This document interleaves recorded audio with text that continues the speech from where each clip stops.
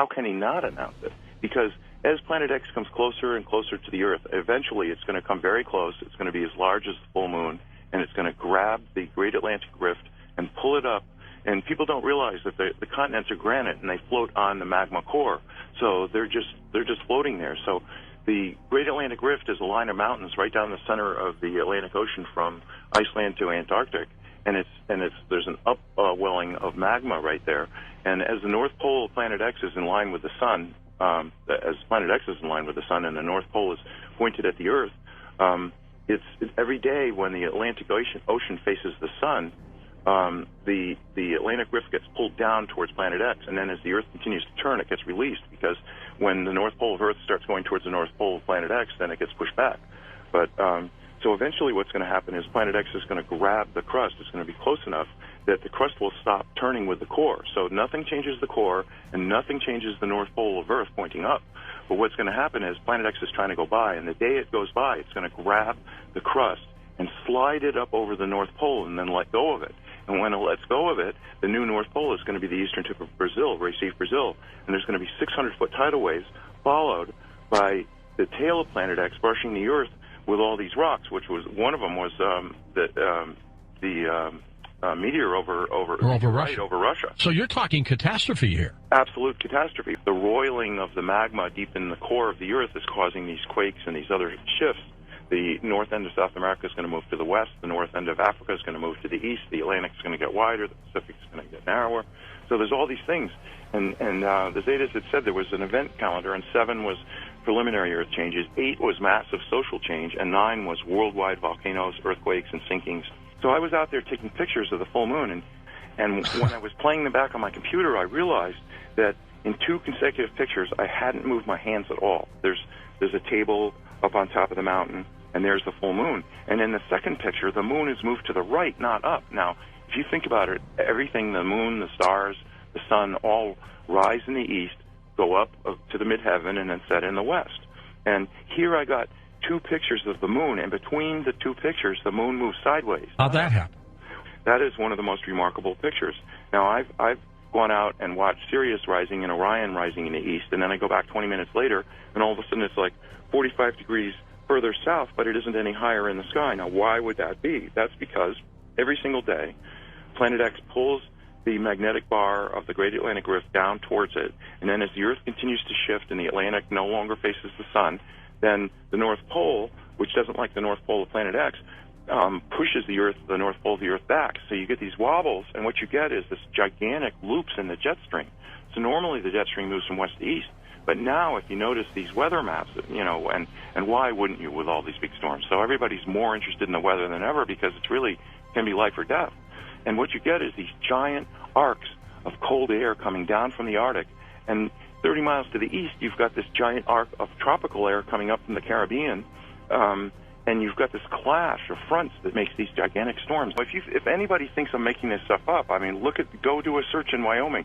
Dick Cheney tried to get the Wyoming legislature, and he only failed by a few votes, to buy a used aircraft carrier. Now, what in the hell would Wyoming use? There's no water there, is there? Well, that's the thing is, Edgar Cayce said that Omaha was going to be the greatest seaport in North America after pole shift, and evidently he's planning that the Mississippi will split wide, or saltwater will go up to the Great Lakes, and then up the Missouri and the Platte rivers, and then maybe the Red River. And I guess they were planning to, keep it, in the Great Lakes or in the Gulf, and then float it right up to Wyoming. But you can see why he would want that. It's got nuclear power. It's got a hospital that holds 5,000 people, and he could load it with fighter strike jets, and be king of the world. And you look at the billionaires around the Earth; they're trying to start their own space program. So you've heard of the idea of these deep underground bunkers everybody was going to head to. Yeah. But how well are they going to survive in 10+ power earthquakes? So they're not. But then after pole shift, at the hour of pole shift, when the tidal waves start, then everyone's going to. After that, there won't be any earthquakes, so people are going to want to be underground, because how are you going to survive this wall of rocks? Will he announce it? To me, it sounds like he's compelled to. Well, that's my thinking, is because when it finally separates from the sun far enough that you can see it with your naked eye. Now, I've said I've gone out, my wife has gone out, I've got hundreds of pictures of two suns in the sky that I took myself. Now, if I can do that, then anyone can do that. And, so there it is. There's this bright glowing area. You're not looking at Planet X itself because it's in between the Earth and the Sun, so it's like trying to photograph the new moon. You just can't do it. But it's got a 5 million mile long or 10 million mile long, it's really, it's a long tail, twin-stranded, stretching towards the Earth because of static electricity. So Planet X is not going anywhere. It's sitting there. And the clump of four planets, the dark twin Venus, the Earth, and Planet X, are still rotating around the Sun, but they're not moving in relation to each other. And the tail is stretched towards the Earth, so that rock that came down over Russia and the other ones that were seen over San Francisco and Cuba and Japan are all from the tail of planet rocks, and there's trillions of them. So this is going to be a big disaster. So when the president announces it, and I mean, I'm not sitting in his office privy to whatever they're deciding, but I can tell you this. They really don't want people to he's not going to use the word Planet X because that's the term that the Zetas have used and that is on Zeta Talk is Planet X. That's panic time, right? So they don't want people to run to Google, do a search, and go, oh, look, there's a woman in Wisconsin who's been in telepathic contact with extraterrestrials, because that reveals two things. We're about to have giant disasters, and second of all, there are extraterrestrials who have been telling the truth since 1995. So they don't want to do that. So he's going to say, look, Reagan signed an executive order making it top secret. Every president signed on. But I'm such a humanitarian that I'm telling you that there has been a planet between the Earth and the Sun for 9 years, and why not? I mean, if it separates from the Sun, where every single person on Earth looks up and goes, "Oh my God, what's that?" And the glowing area, the thing that's at the 5 o'clock position, is the tail, which is sort of transparent, translucent, whatever you want to say, because it's a cloud of dust or red iron oxide dust. It's lit by the Sun, and you can see that from Earth. So that's what people are taking pictures of: is the tail of Planet X stretching towards the Earth. And you can't see Planet X itself, but one of these days, when it gets far enough from the Sun, you are going to see it.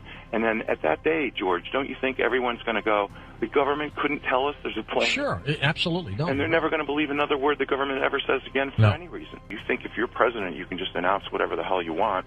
And no, you can't, because there are people, the elite and the rich and the powerful, don't want you to stop going to your job. I mean, if they announced the whole truth, do you think anyone would show up for their job? Pilots, policemen, firemen, truck drivers? No, people would want to be with their friends and families. Gordon, are you saying then in our solar system we've got a dark twin to Earth, we've got a burned-out binary star, and we have Planet X? No, the binary star is quite a distance away. That's why it takes 3,657 years for Planet X to return. So it's something we've never seen because it's burned out, but it is a huge body, and that's where it started. And evidently, Planet X has been coming here at least 2 billion years. So, it wasn't that the Anunnaki were always there. They reached a point where they decided they wanted to powder the gold and put it in their atmosphere to keep the planet a little bit warmer. It's got giant hot magma in its core, and it's got water, which has the highest specific heat of any substance in the universe, so it holds heat. It takes longer to heat water than anything in the universe, and water holds heat longer than any. So, but they were getting cold, so that's where the whole quest for gold came from. You to vote on the news, and here's the winner. There is a huge, hidden, heavenly body right here in our solar system. Evidence is mounting that either a brown dwarf star or a gas giant planet is lurking at the outermost reaches of our solar system, far beyond the planet Pluto. According to the British newspaper The Independent, the object is 4 times the size of Jupiter. Experts say the presence of such a massive object could explain why a barrage of comets has been coming from that direction.